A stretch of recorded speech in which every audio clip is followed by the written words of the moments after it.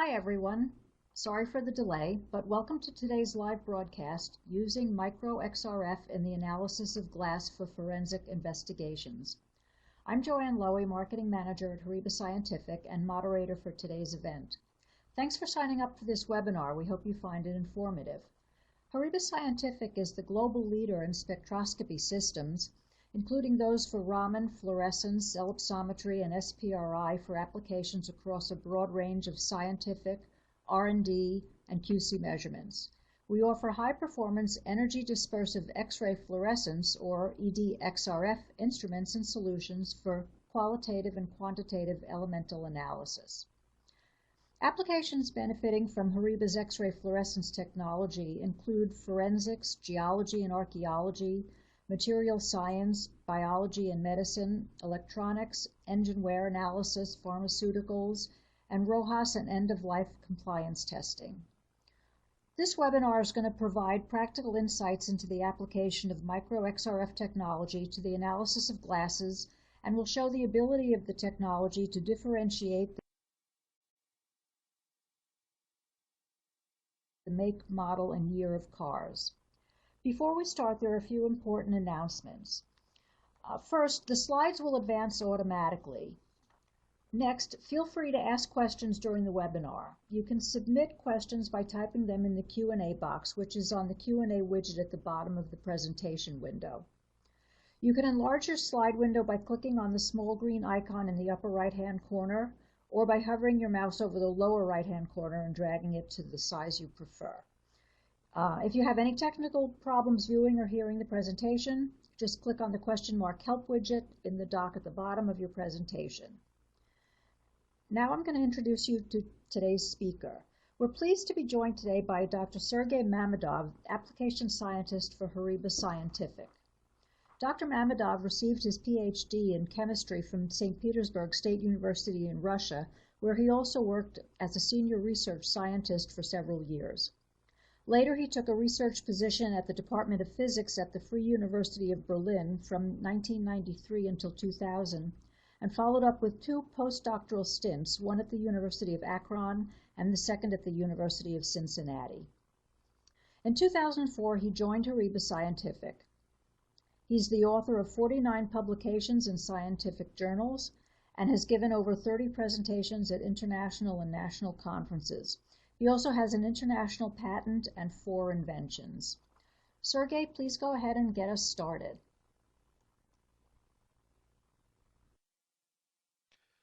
Thank you, Joanne, for introduction. Today we're going to talk about using an application of micro-XRF for analysis of glass in forensic investigation. This is an important part, I think, for the XRF and application of XRF to the particular glass analysis. So what we're going to talk today about the importance of glasses for forensics. To cover certain topics, we need to really have a brief overview what XRF spectroscopy does. Then we can talk about the challenges in glass analysis. So what problem we're facing when we're doing analysis and how we can present our result in a court. It's a slightly different compared to the presentation of data in the scientific conferences.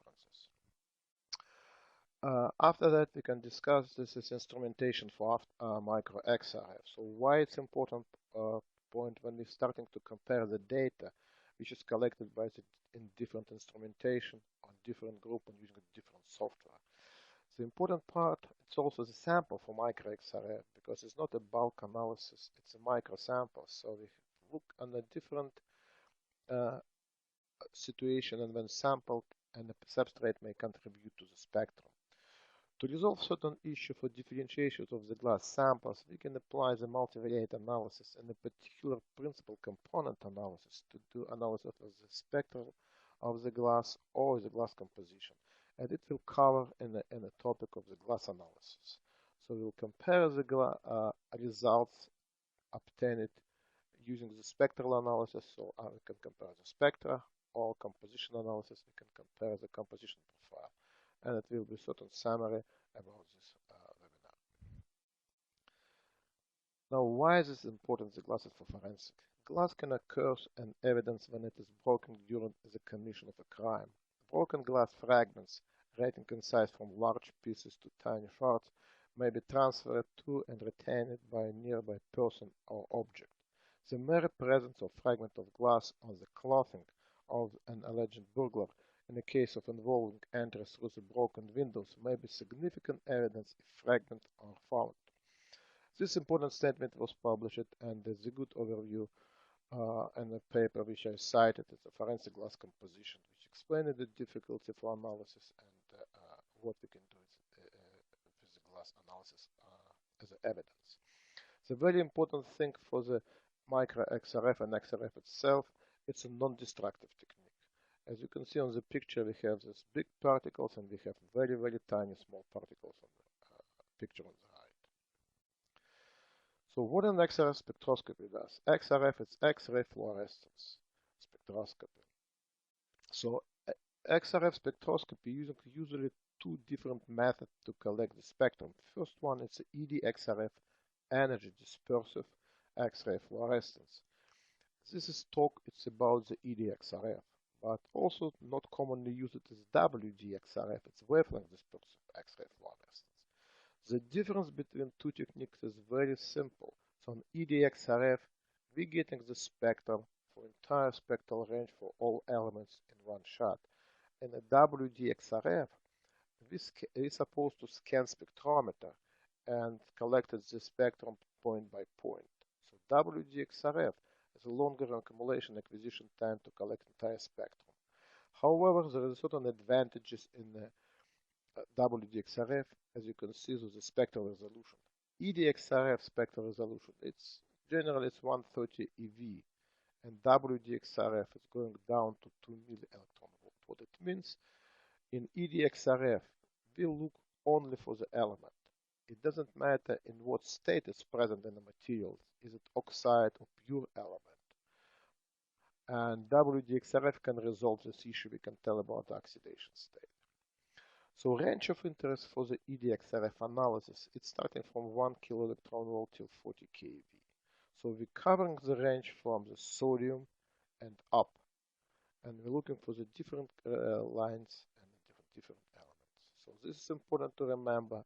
In standard ED-XRF instrument, we're looking for the elements starting from sodium and higher in periodic table.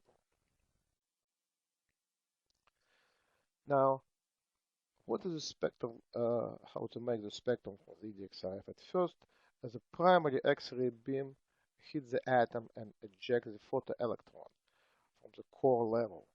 When the vacancies occurs, the electron from the higher energy level going down and fills this vacancy. In this process, fluorescence X-ray is emitted. Each atom has a very unique levels of the energy for the K, L, M, and N line. So once we're getting the X-ray fluorescence spectrum, it's unique for particular elements. And we're looking for just for the elements, which one is that? So this is a very important issue, so that we may excite atom by using the different sources, and we have ejected electron, and we have to collect a fluorescence X-ray. Here is a picture, couple pictures, how it's emission and absorption for the X-ray fluorescence. Now let's look what we talk about time to time about how the transition is called. So the characteristic X-ray are named according to shell to be filled. So as you can see on the picture, we see the core level, which is K, then L, M, and N. So if it's vacancies on the K level, the electron is filled from the L to M, L to K. This transition called the K transition. And number of shell changing by the electrons. So if we change it just to one shell from L to K, it's transition called the K alpha. If it's from the M to K, it's called K beta. So there are certain rules which drive this fluorescence process, which depend on the quantum principal quantum number. So in any transition, the principal quantum number should change it by one or more. Azimuthal quantum number should be plus minus 1, and inner precision number should be plus minus 1 or 0. And this is a rule strictly show you what kind of transition we may expect in the spectrum. Now, very important issue is to see what would be the intensity of the line. Here is a table, and it shows you what is the relative intensity, assuming that we have, for example, K alpha line is 100%. As you can see, there are many lines in the table, but all of them very intense. So some of them is not really intense, and in standard EDXRF measurements, we can see usually K alpha lines for the elements. We see the L alpha lines, which is in the second, and we see the M line for the heavy elements. So all these lines contribute to the spectrum, and we're generally supposed to see all of them. Now, what challenges in the glass analysis we face? At first, if we take the two pieces of glasses, how we can compare whether it's the same glass or not? Well, in this case, we can compare the composition profile or concentration of the component. From the spectrum, it's possible to calculate the concentration of the component using the fundamental parameter method. However, the result will depend on excitation profile, detector efficiency, secondary excitation, background subtraction, and some other parameter. So it becomes some uncertainty if we compare, for example, the same spectrum taken with a different software. And we need to understand how difficult or how easy we can compare this data. Another way to compare a concentration composition profile is to use a calibration curve.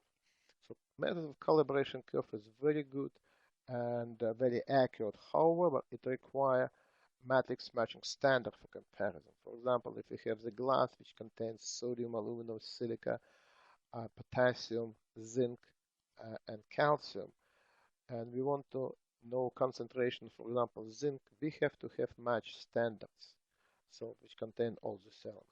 It becomes very complicated if we have the variety of the different composition of the glass. Another way to compare these samples is the comparison of the spectra. However, it's also not very easy in challenging tasks because the spectrum, and I'll show you later in the slide, depending on experimental conditions. So it's X-ray accelerating voltage, type of X-ray generator, X-ray optics, and etc.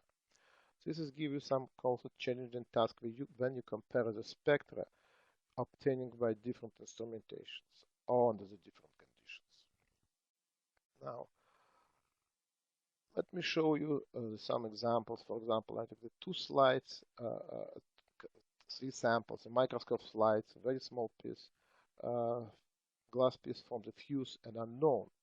And I using the F fundamental parameter method to calculate the concentration without any correction. So what we can see immediately that unknown sample has an element which is distinguished this unknown sample from other microscope slide and fuse light. So we do have the zinc and we do have the lead. So it's clearly differentiation between the samples. If we take a look on the sample of microscope slide and fuse, we see the big difference in the sodium content and difference in the aluminum content. This also can allow us to differentiate very easy based on the composition profiles to these glasses. Now, if we take a look on this particular example of the table and we ask it ourselves, are the glasses the same or not? Well, it looks very similar, and we need to understand what is confidential limit for any kind of the elements like sodium, magnesium, and aluminum. Is it confidential limit allowed us to differentiate glass which has, for example, 11.5% of the sodium compared with the 10.89% of the sodium? And this question becomes very important when you compare with the glass of very similar composition. Now let's look now on the spectra. So if we see the spectra which has a very distinguished band, like an example here, we can definitely see and say, okay, this is two glasses unknown and known are really different. But what happens when we have the spectra which looks very similar? In this case, we have to develop technology which allowed us to understand and show either some differences or it's a similarity on the spectra. And this is converted to the court rule in saying this is glass is different from one source, different from another source, or they're similar. Now, to understand what parameters drive this differentiation of spectrum, we have to really take a look on the spectrometer and instrumentation for micro-XRF. The standard micro-XRF spectrometer has this very simple structure. It has an X-ray generator, X-ray optics, which is delivered X-ray beam to the sample, then fluorescence beam collected by the detector, analyzed by spectrometer, and you have presented the spectrum. So we do have the different X-ray generator on the market, different X-ray optics on the market, and X-ray detector. So this parameter will really contribute to the final spectrum. Let's look for the generator. So X-ray is produced either by deceleration of electron Bremsstrahlung radiation or by the fluorescence of the target characteristics radiation.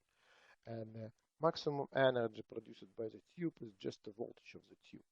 Here is some theoretical example how this output of the tube depending on the voltage. As you can see from the picture, increasing voltage and current increases the intensity of X source. But mostly important than increasing the voltage, it shifts maximum intensity of X-ray to the high energy. So what it means, if we increase the shifted spectrum to higher energy, we have higher probability to excite heavy elements in this case. And in addition, X-ray power coming out from the generator depends on the atomic number of the material. So Z is atomic number, as you see over here. So that means the heavy elements have the very high efficiency for the excitation and for the output. Now, how does real spectra looks like? So here is the spectrum of real spectra taken with the rhodium X-ray generator from our system. So first it has elastic scattering of X-ray. So X-ray scattering of the sample without losing the energy is called elastic scattering, coherent scattering, or Rayleigh scattering. So elastic scattering creates a host image of the tube spectrum and the biggest contributor to the background, because very often we face this situation when the background is very difficult to subtract and very difficult to handle. And mostly important, the low Z matrix are more efficient in scattering, elastic scattering than compared with the high Z materials. What it means, if you're putting, for example, under the knees of your small sample plastic tray, a thick plastic tray, you will see the huge background from the plastic tray, which can interfere with your spectral features. Now, another part of it's an elastic scattering, the complex scattering. So it's X-ray scatters, but electrons recoil some of the energy on the incident photons. And here in the picture of the Compton scattering peak. The Compton scattering depending on the generator, but mostly influence on the angle between the source and the detector. So generally it's located for a particular system in the same position. And another important thing is the characteristic radiation. It's lines from the target of the materials. In this particular case, you will see the rhodium line, L line from the left side, and K line slightly above on the energy of the Compton scattering line. The material of the generator is a very important part. For example, L line of rhodium strongly overlaps with the K line of the chlorine, so it becomes difficult to detect the chlorine in a sample using the rhodium generator. Molybdenum generator, L line of molybdenum strongly overlaps with the sulfur. And in this case, if using molybdenum generator, the challenging becomes to detect the sulfur in the sample. So the choosing of generator, it's another story, so I'm not going to talk much about, but this is the way how we can have it. Now, let's look for the spectrum and what is the influence of the different experimental condition, in this particular case, accelerating voltage in the spectrum. You can see the spectrum of the glass. It's the same composition, the same piece of glass taken with a different accelerating voltage. As you can see, as we increase the accelerating voltage to 50 keV, we clearly increase the constant intensity of the peak of zinc, which is about between 8.5 and 8.7. But intensity of the light elements peak at the 50 is not really changing much. So this is important when you compare the spectra taken in the different accelerating voltage. You have to really be careful in saying that it should be compared with accelerated involving taken with mostly the same conditions. Now, let's look for the spectra taken with the different optics. What is the influence of the optics? In the same instrument and the same generator, the spectra of the glass taken using the 50 micron capillaries and 1.2 millimeter capillaries in our side. As you can see here, on the high energy side, intensity of the arsenic is much higher for the 1.2 millimeter capillary compared with the 50 micron capillary. Of course, if more optics including in the system, you cut it off high energy side. It's more open stuff like 1.42 millimeter capillary allowed the X-ray with high energy coming through the system. So even the system is the same, even the generator is the same, the spectra look different. So when you're talking about the fundamental parameter method, in this case, fundamental parameter method and all parameters like excitation profile and others of that should take care about that. So we have to rely on the very good calibration and algorithm which is eliminate these issues. Now let's look what sample is supposed to be for the XRF.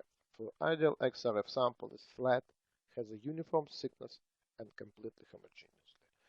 When I say about uniform thickness, it should be thick enough that we have representative spectra from the glass or from material and not from the background or substrate. So this is a spectrum of the glass.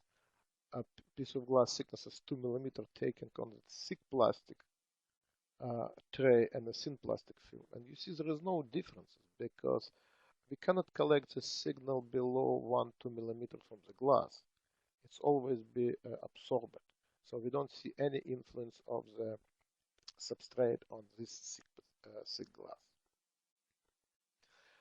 Now, when you're going to the micro-XRF and taking the small piece of glass, what you're going to see it's a loss of intensity, a preferential absorption.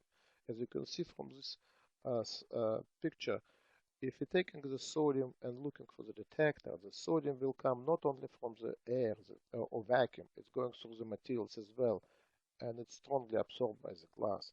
So it becomes a very important issue. In addition, if the sample is thin, we will see the certain influence of the substrate. And below you can see the spectrum of the same glass piece, thick one and the thin one, put it on the different substrate. As you can see, we see the strong influence of the substrate. As I told you already before, it's a crossed image of the generator, spectral generator, which is really very intense in case of the high energy light. So if we apply, for example, FPM method here without very good subtraction of the background, we can see definitely different compositions. And this becomes an issue. So any kind of the sample for micro-XRF should be placed into the very thin film or polymer film, which doesn't create much background and therefore will not interfere with our spectral features. Now, let's look on the statistics on the samples in the micro-XRF. I will take it several pieces with different shape and place it on the sample for analysis. So now we want to see what is the standard deviation in concentration we can detect and how they correlate with the sample position and inter-sample correlation. As you can see here, there is a certain standard deviation 0.37, 0.44, and 0.42. And it's slightly different for different samples. If we create the standard deviation for this from 30 spectra here, we can see 0.41. This is our standard deviation if we just do some analysis. And the same for the other materials, for the other elements.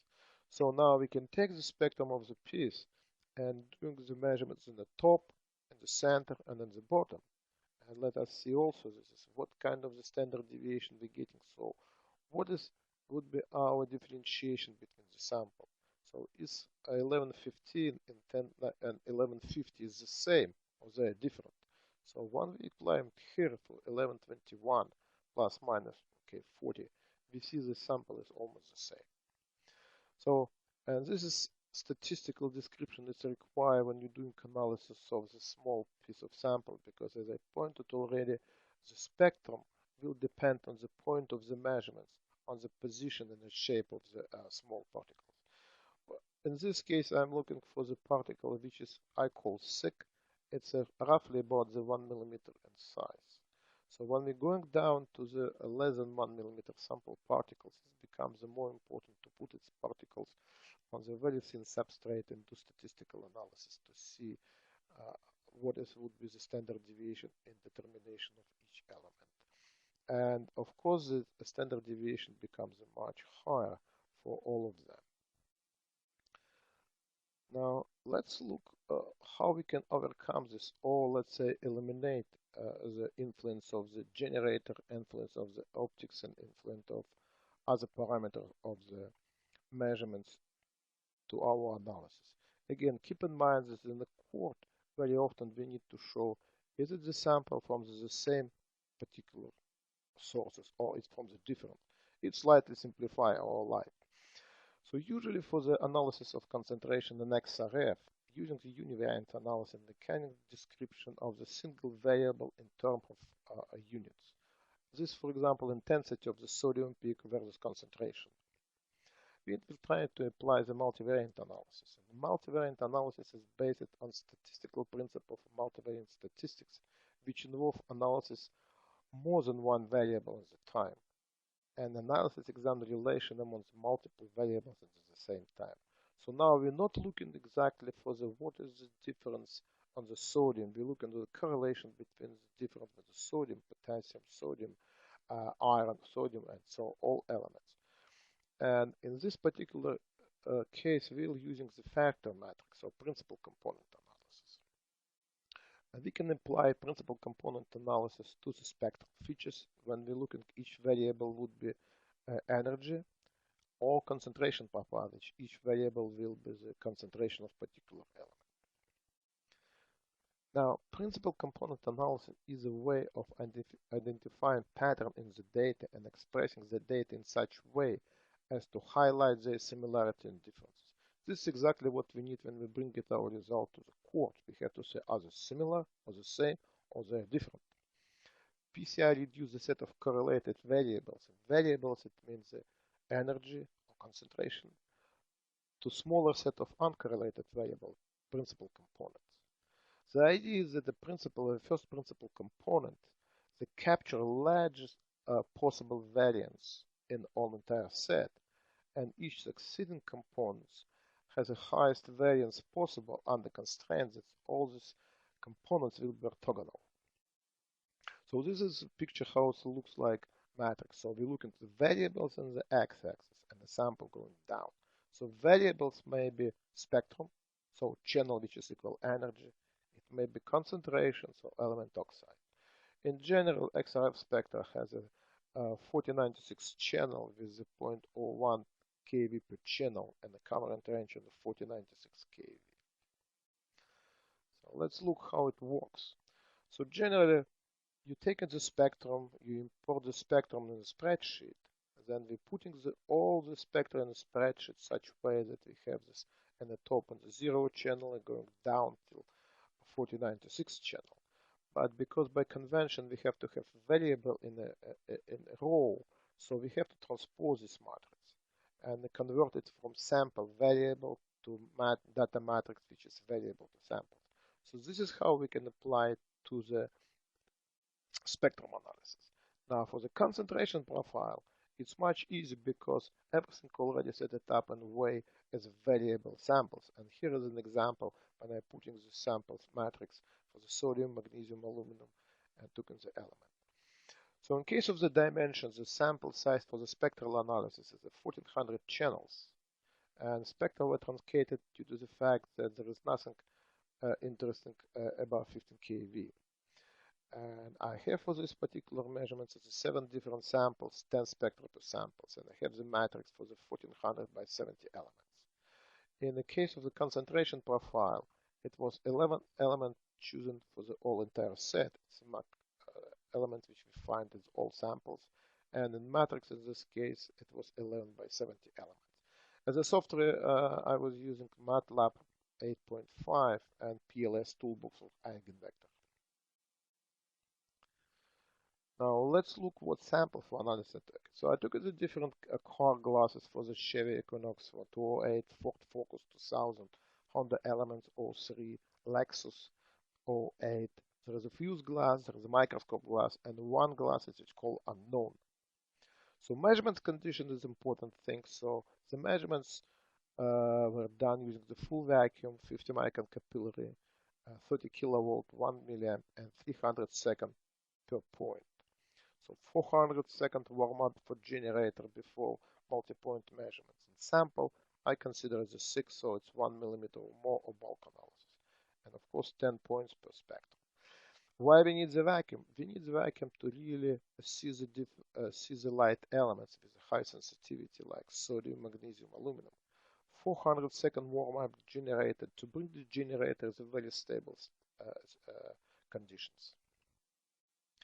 Now, let's look how a spectra look like. If we plotted spectra in the one plot, we can see it here. And if you can see, there is certain kind of the differences in the glasses and the spectra, but they're mostly the same content, always the same elements with a different concentration. Now again, there's a 70 spectra, it's a 7 different subclasses, 6 known, 1 unknown, 10 spectra per sample. Now what we're going to do, we're going to do analysis and apply principal component analysis to this spectral set and see what we can see. At first, we apply principal component analysis to the 6 known glasses to create the model. Okay. Now here we apply the spectrum, we create the model. So as we can see from this model, that spectra of the car are really very well separate compared with the spectrum of fuse or a glass slide. And we have certain overlap of the spectra between this Chevy and the Ford. And as you can see in the insert, there is certain overlapping with confidential limit of 95%. So now, well, it's clearly saying that it's not really clear is it spectra of a sample from the Ford or Chevy as the same if we get the spectra or not. Now let's put this to this model unknown. Well, we clearly see this unknown, it doesn't belong to any of our 6 known glasses. It's very close to the Honda, but it's really still very well separated. Now we need to see how we can distinguish, for example, glasses from the Ford and Chevy. In this case, because our principal component are orthogonal, we can put it in the model in 3-dimensional space. Here is an example how we can put it. As you can see, we added third component, principal component, and third component give you projection to separation. Now we can clearly see that the Ford and Chevy have a different concentrations of different glasses. So, and with confidential limit of 95%, we clearly separate this one. Now let's look for the model for the unknown. An unknown sample definitely not belong of 6 of these particular glasses. So to create the model, how many samples you need, it depends on your particular case. I'm using the 6, but you can use more or less. Now let's look what kind of the differences we would expect using the spectral analysis. Now here the spectrum from the sample from the Lexus is unknown, which is mostly far apart. As you can see from the insert, the spectrum of the Lexus glass has a peaks which is assigned to the cerium. So we see the differences in the intensity of the calcium. We see the absolutely distinguishable peak for the cerium and different concentration of the iron. And this is 3 kind of the elements that should bring us really far from each to other. So unknown in Lexus is really far from each to other.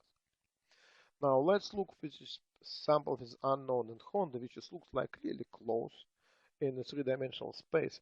We definitely see the correlation in the concentration of calcium and iron. So concentration of the calcium and iron is very well correlated, and we see the differentiation between the unknown and Honda, which is really close to. But in 3-dimensional space, you clearly see the difference. You don't need to analyze the spectrum. We see how it's separated. Now let's look for the Chevy and the Ford. So in this case, the spectrum looks very, very similar. However, application multivariance analysis, because we have 1400 variable and then accumulated these differences. And we can clearly see there is a small little difference in potassium, a small difference in the iron, a small difference, which brings us to the position that we can really separate or differentiate glass from Ford and from Chevy. So in this case, spectral analysis gives them very important information, and we can analyze the spectra without using some kind of this, a concentration profile or everything else. So we just to take in the spectra, we're putting in the principal component analysis, doing sort of normalization, and we're getting a result. There's only conditions which are required to get this analysis, and all this measurement should be done on the same instrument in identical condition. In this case, all parameters of the instrument will be eliminated by the principal component analysis. Now let's look for if we have, for example, concentration profile. We don't have the spectra, we have the tables. Here is an example where I put it just to drop it from the fundamental parameter methods. Everything in the Excel file and created the file and looking for the compositions. As you can see here, it's a long screenshot from my Excel file. And this is a different spectra. And the fundamental parameter methods, I found only 11 elements, 11 oxide in all set of particular glasses, and the sodium, magnesium, aluminum, silica, potassium, calcium, titanium, manganese, iron, arsenic, and cerium. So this is 11 elements I consider as a variable. So compared with the spectrum, which I have 1400. Now I have only 11 variables. So let's look how to, on the principal component analysis. So let's create the model from the 6 known samples. As you can see from this picture, so I have the very good still separation between the commercial glasses for the fuse and for the microscope slide, but I have the very good separation for the core glasses, except that I cannot really separate well Ford and Chevy. So those glasses are really overlap very heavily, but again, I have only 11 variables. In the case of the spectral analysis, I have 1400 variables. Now let's put it our unknown glass and see what happens. Well, unknown glass is also in the composition profile very well separated from the Chevy, Ford, and Honda. It's a glass we can clearly say is not belong of all of these classes. Now, if you're putting the third component and trying to apply the same three-dimensional projections, so we'll see in the model that we still see the very good separation in case of the other samples, except again Chevy and Ford. So because the difference in the spectrum is very tiny, in the 11 variables looks like it's not enough. So now we can put this in the projection of unknown, and we still clearly see differentiation of unknown piece of glass from our known samples. And this you give some idea that we can apply this technology to the old data. If you have, for example, print table of the composition profile, if it's taken in the same condition, it's absolutely okay, and you can apply this technology and get some result. Now let's look what happens when you can compare the spectral analysis as a concentration analysis. In both cases, which we can consider here, we see this is unknown samples very well separated from known samples, and we can clearly state that this unknown sample not belong of the fuse or microscope slide of Chevy or Lexus or Ford or Honda in both cases. And if we can apply a three-dimensional case, we can still see that unknown is well separated, but it gives some ability to separate glasses from the Ford and from the Chevy, which is not really clearly visible on the PC1, PC2 plot. So in this case, application of this technology is very useful, very good tool, and you can present it in a court, and it's absolutely clear without any comparison that if you put it even this confidential ellipse for the materials, you definitely will see the differences. As this particular case is shown in an example. Alright, now coming to the conclusions. So XRF is a great technique. It's a non-destructive technique compared with other techniques. You still will keep your tiny evidence in a lab. It doesn't require any sample preparation and it provides information about elemental composition of the glass. So spectrum of XRF spectrum depends on the several factors: the acceleration voltage, type of X-ray source, X-ray optics, shape of glass samples, bulk, small pieces of powder, etc. Direct comparison of spectra or composition profile of different glasses, it may be challenging task. There is a way and there is a cases when it's absolutely clear, as I show you, for example, presence of different elements, which clearly show that it's different glasses. But in general, it's a quite challenging task.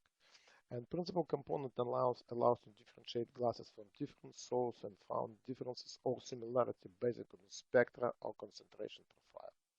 And of course, application of multivariate analysis, in particular principal component analysis to XRF data, is a valuable tool for the data analysis and forensic investigation.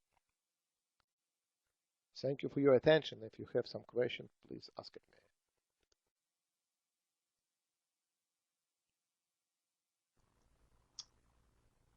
Thanks, Sergey. That was really interesting.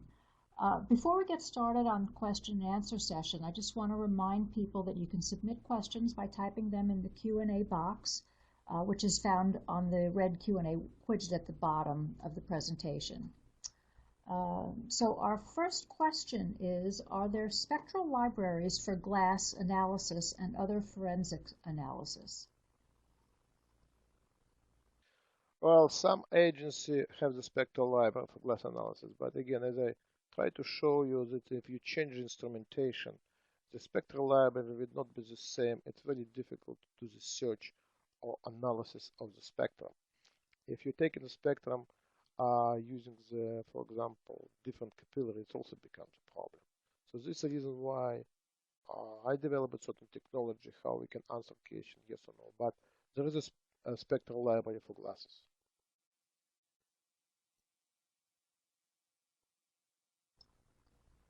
Okay, our next one is, what range of elements can be measured? On XRF, we can measure everything starting from the sodium all the way up to uranium, plutonium, thorium, and other elements. And what types of samples can be measured? Realistically, in XRF, you can measure any samples, liquid, powder, solid, it depending on the environment, but XRF is not sensitive to this one. You can put it in a chamber and using in our system partial vacuum for the liquid samples and powder, or you can use the full vacuum to increase the sensitivity for the light elements and do it all this analysis. Which lines of elements are excited by X-rays? X-ray, depending on the element, it excites all lines. For example, for heavy elements, you cannot excite a line which is above like 50 kV because it's cutoff for the generator. It's usually accelerating voltage. But in our system, I can clearly see the spectrum from the barium, which is 32 kV, using 50 kV excitation with no problem.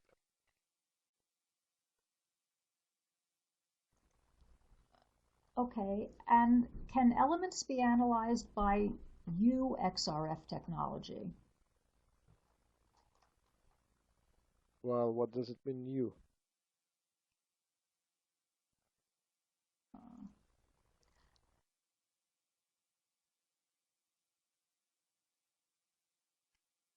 I mean, any elements can be analyzed, but again, this is a limitation for the hardware. It's usually beryllium windows in front of the detector, which is not allowed to measure elements below sodium, but in some cases you can go slightly down. But other than that, all elements without any exception.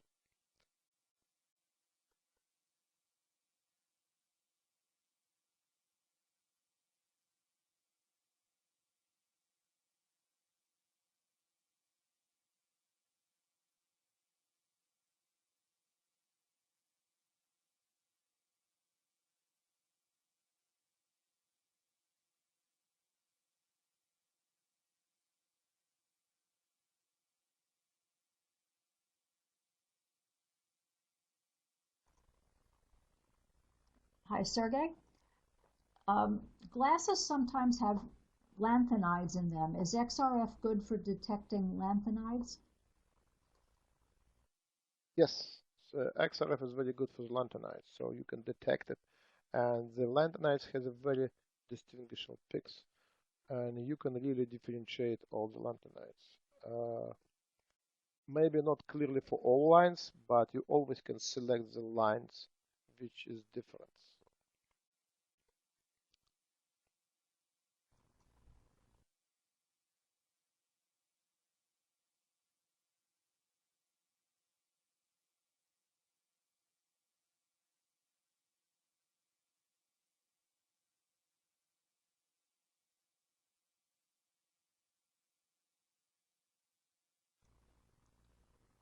Sergey, is it possible to analyze gun residue, and how can it be done?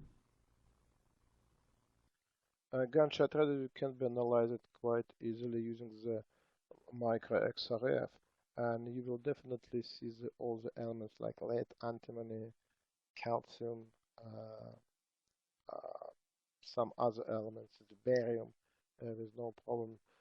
But it was a civil project, and I did actually talked about the gunshot residue analysis in the past using the micro-XRF. It gives you some composition, and you can definitely see this in the sense of you can even distinguish the distance, because the cone of the gunshot residue will be different, and you can quantify over the area and may see what would be the difference in concentration of, for example, lead over a certain distance. And if you have some calibration for particular weapons, you definitely see it.